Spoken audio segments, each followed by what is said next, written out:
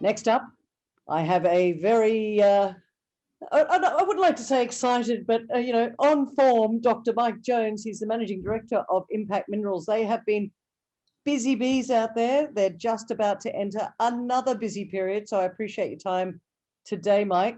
Over to you. 3 rolls of the dice for a world-class discovery. You've been doing a lot of work. Let's share with our listeners what's going on with Impact. Yeah, thanks, Kerry. Great to be here again at Virtual Gold.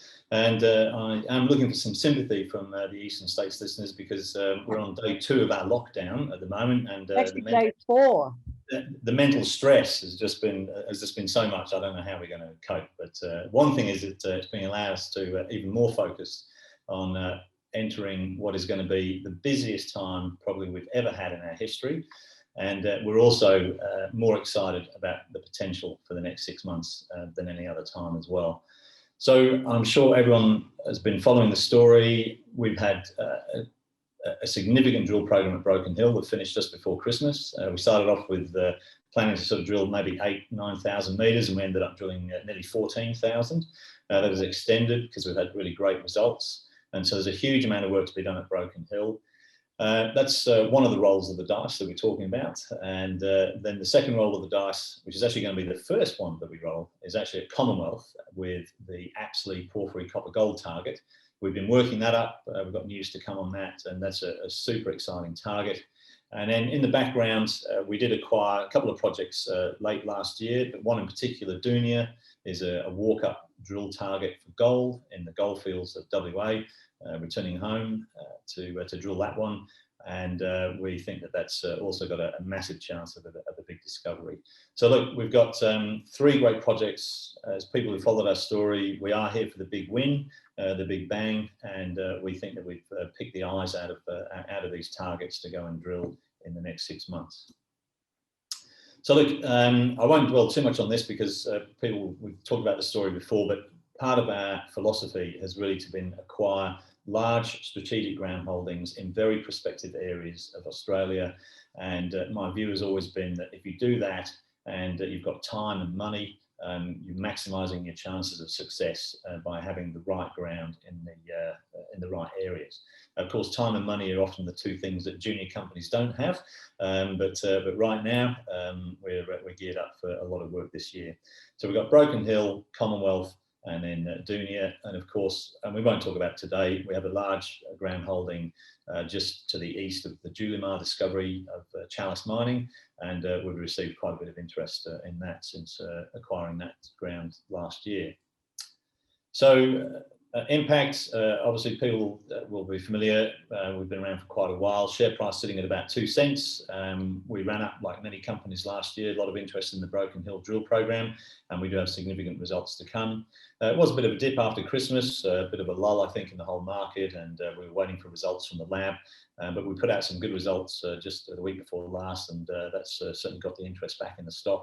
And so we're back up and running again for this year.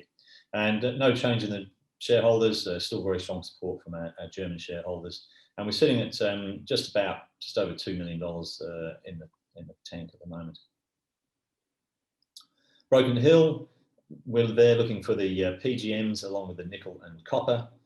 And we talked about this the last time. Palladium and Rhodium price is still going bananas. In fact, Rhodium, I think, hit $20,000 an ounce recently. It's 10 times the amount of gold, the price of gold.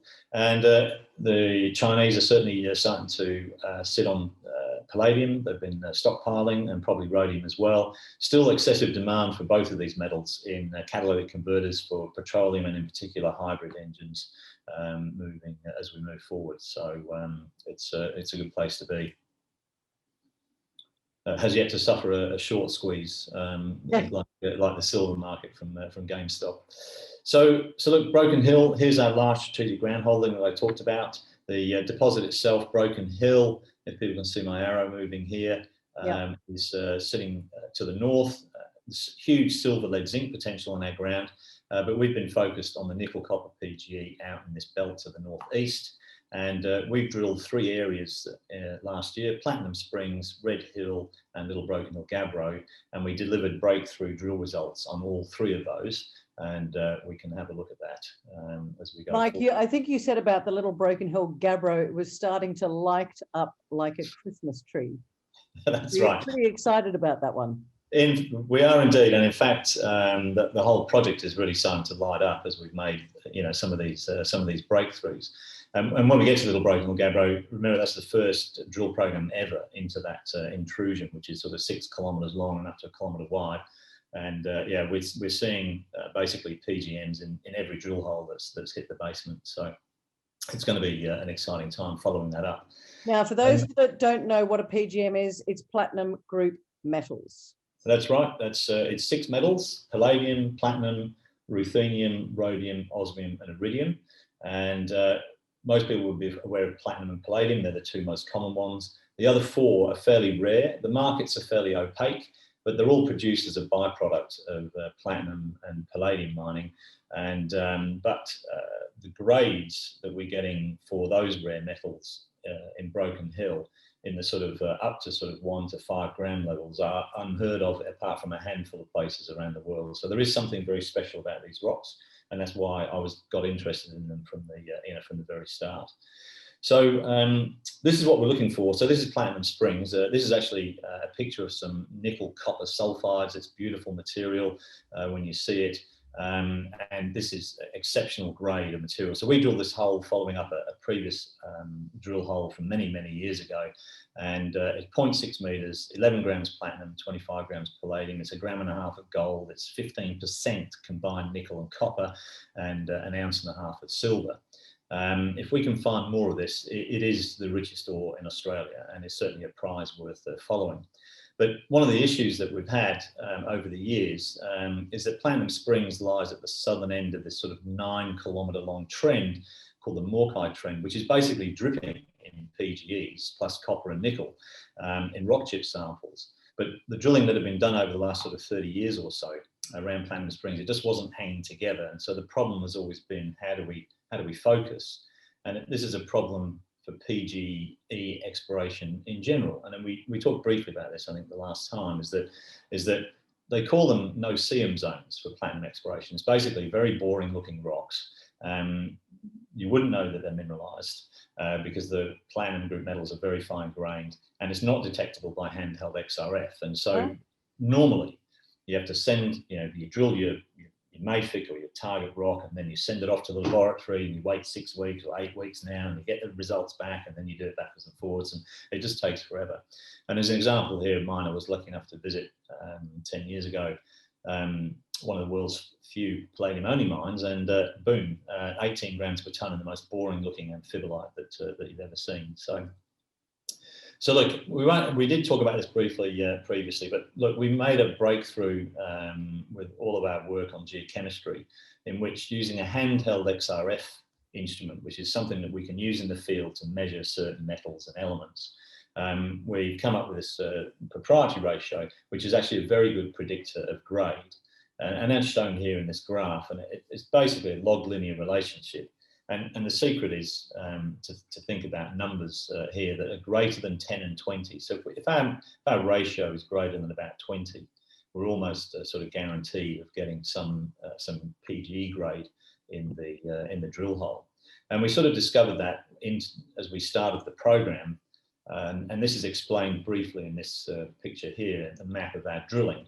And this is a map, and there's the scale, that's about 200 metres. So we're looking at sort of 500-600 metres along trend. And we're covering this sort of that southern bend in the Morkai trend. And Platinum Springs, the original discovery and where that massive sulfide came from, is sitting here. And this is coloured up by the ratio. And so numbers of 10 and above in red and above 20 in white. And so we started drilling here at Platinum Springs, and then we went over to Platinum West, and we weren't getting a lot of love and joy, and thinking, I'm not too sure what's going on.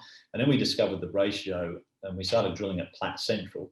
And you can see, and also Platte East, and you can see that all of a sudden that it's lighting up in the white and the red. And in particular, Platte Central, lighting up like a Christmas tree, the first Christmas tree. And we thought, oh, we're onto something here. And it was the first coherent zone of mineralisation discovered in over 40 years. And basically we discovered a particular structure called a channel-like structure, shown here in the red, and it lies at the bottom of the the target ultramafic unit, which is the host and the source of the nickel, copper and PGE. And we can see just in red here that what we did, we moved the drill rig, and you can look at the drill hole numbers here, sort of backwards and forwards using the ratio until we sort of highlighted the area with the highest ratio, and boom, you know, sort of delivered us a meter at 3.3% nickel, 1% copper and 22 grams of platinum group elements. And it sort of grades away and dies out over 20-25 meters into more of a platinum and palladium only group mineralization. So I have to say, this is actually nothing short of extraordinary. I don't know anybody else who would have done, anyone done this, never in Australia and possibly globally, and if they are, they're certainly not talking about it. And the secret here is that this channel structure is classic for hosting nickel copper sulfides in many deposits around the world. We've shown Kambalda here as an example. And the thing about these channels is they tend to be ribbon-like. So they're 1 to 7 meters thick. They're not that wide, 20 to 100 meters wide, but they run for kilometers if you can get onto them. Wow. And so for the first time, we've sort of been able to understand the geometry, why the main mineralization jumps around and varies so much. And so we're starting to build on that now, and we're tracking this channel to the north. So we've got, we showed that in the previous figure. So look, we've got a lot of results to come. We know from the ratio that we're going to get some very good grades in some of them, and we're just putting some of that together now to work out where the channel is going, and the next drill program is really just going to trace that to the north.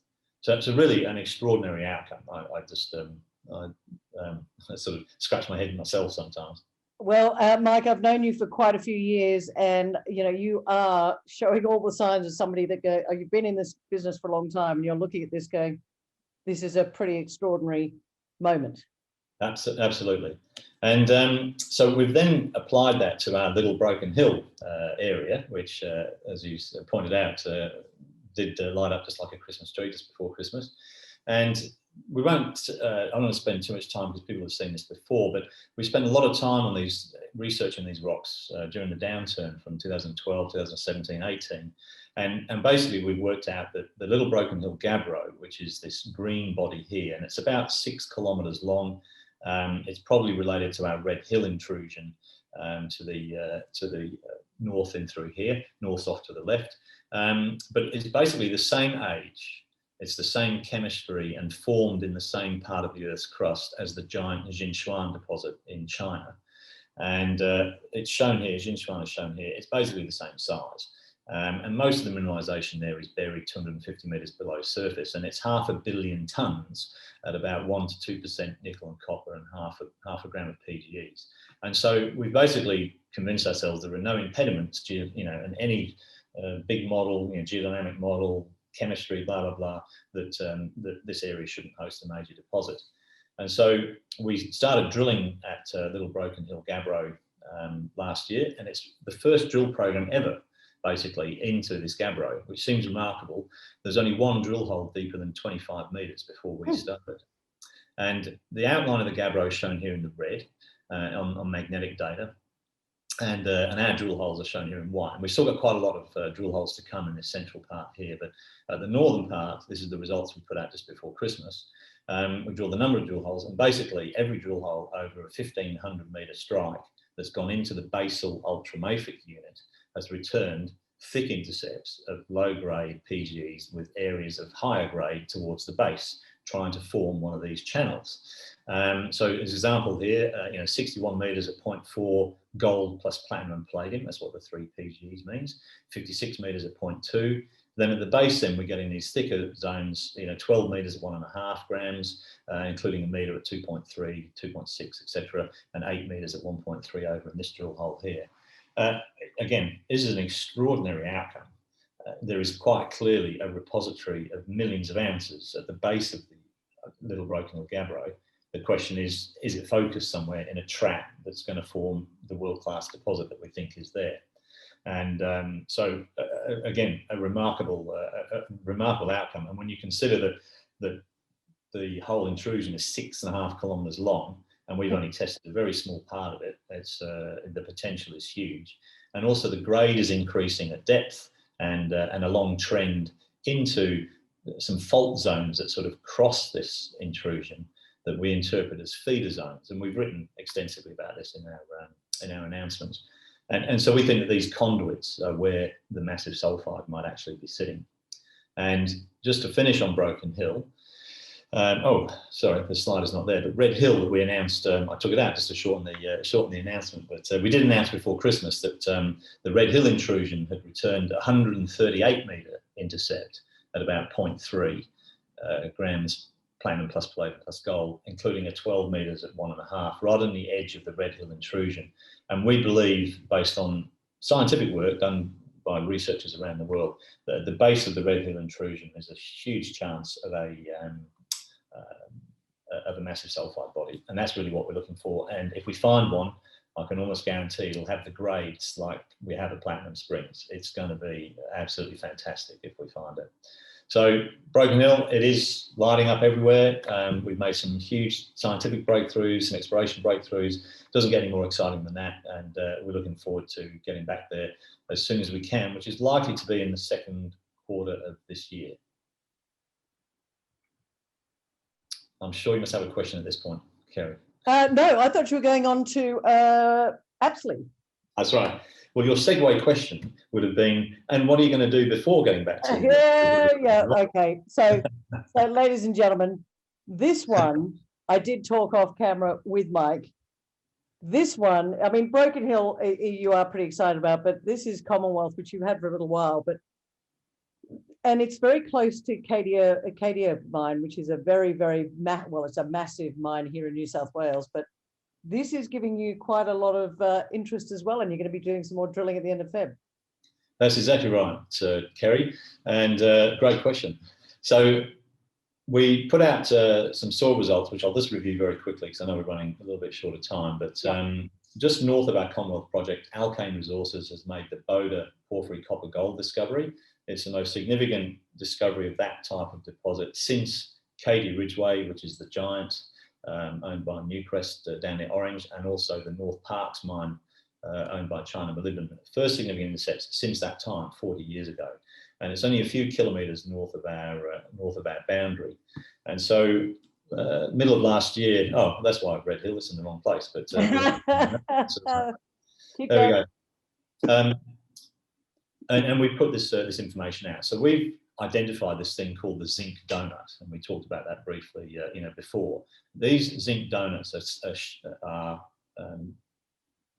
patterns that you see in soil sampling above porphyry copper gold deposits around the world. It's a well-known phenomenon. And what we have here, scales about 500 metres, is a core that's about 2 kilometres long. It's up to 750 metres wide, and it's dominated by gold, copper, platinum, and palladium. So all these colours represent here are just anomalous values of these four metals summed, added together to sort of emphasise the patterns. And you can see that it's given us a core focus in this central zone here. Now, the platinum and palladium is important because these porphyries are what are called alkalic porphyries, and that's what Cadia-Ridgeway is, and that's what North Parks is, and that's what Boda almost certainly is. And they're characterised by low levels of PGMs. And so to see this in the soils is an extraordinarily exciting thing because it suggests that we're very close to the core of the porphyry where we are here. So if that wasn't enough, the thing is we have this very distinctive outer halo or pattern again in the soils of zinc, lead and manganese. Now these are generally metals at a lower temperature and form and drop out further away from the core of the porphyry copper that's got the gold and the copper in it. We've got 1 minute, Mike, sorry. Say that again? 1 minute left. Okay, so just wanted to say, so an example here at Wafi Goldpool in PNG, another sort of 40, 50 million ounce deposit. Here's a ring of zinc, the Zinc Doughnut, in soils above a major deposit, and we're showing this at the same scale. And so look, we've got copper at surface, it's never been drilled. We've got some outstanding IP results to come. We're doing some final modelling and interpretation on that. I think when people see the IP, they will work out why we're going to be drilling this first. We have got a chance of finding a world-class deposit here in the first 10 drill holes. We have a drill rig booked. We're waiting for statutory approvals. We aim to be up and running by the end of this month, and it's going to be absolutely full on time for us. And we're pretty excited about what the potential of this hosts. We haven't got time to talk about the third roll of the dice, which is Dooney, but that's fine. The information's on the web. That's a walk-up gold target. And so really shareholders and potential investors, this is where it's all going to happen. We're going to be drilling at Commonwealth, Broken Hill and Doughnut over this year. And we're more excited than we've ever been, Kerry. So Mike Jones, and I can tell you, ladies and gentlemen, that are watching this, I have never seen him so revved up and excited. So keep an eye on it. ASX code IPT. Mike Jones, thanks for joining us at the Virtual Gold Conference today. Thanks, Kerry.